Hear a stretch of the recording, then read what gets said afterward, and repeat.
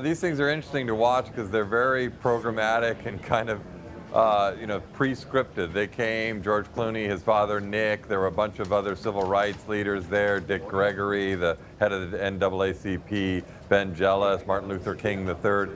And they gave, very short speeches, a big, huge scrum of TV cameras, reporters, gawkers, onlookers of various kinds. They were there to draw attention to some of the things that are going on in the southern part of Sudan. And then they all kind of stepped back a couple of steps onto the lawn of the embassy itself.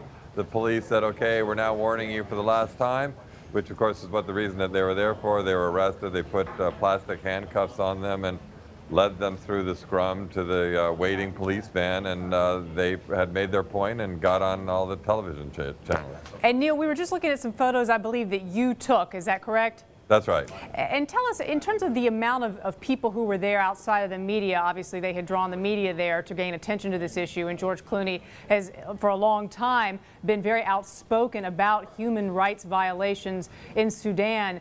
What other kind of crowd was there? It was the kind of thing that in the end blocked traffic a long ways up Massachusetts Avenue. This is a long kind of embassy row on the way into the city. And there were a lot of anti-Sudan people that were protesting across the street or right nearby and chanting various things about the Sudanese president, al-Bashir, about needing to take him to the criminal court and things like that. But the number of those actual protesters, people that were there for the whole Sudan cause, was probably 200, and the amount of TV crews and the like was probably about 300.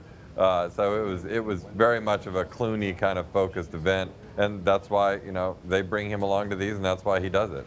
Now, Neil, I mean, obviously celebrities getting involved in causes they care about and sometimes doing dramatic things is nothing new. We see it with Angelina Jolie. We've seen it often, people even very recently with the Stop Coney effort. Now, and that was in the Congo. But in terms of what's actually going to happen to Clooney now, he must have a plan. I mean, he's not going to stay in jail forever. Do you have a sense of what the next step is?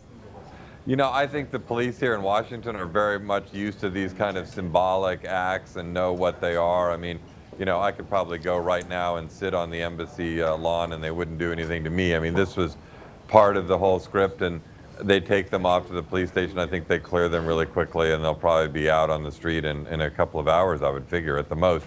There were also a whole number of congressmen, Jim Moran out of Maryland. There were a whole bunch of them that were arrested as well. I think it was about 12 people altogether.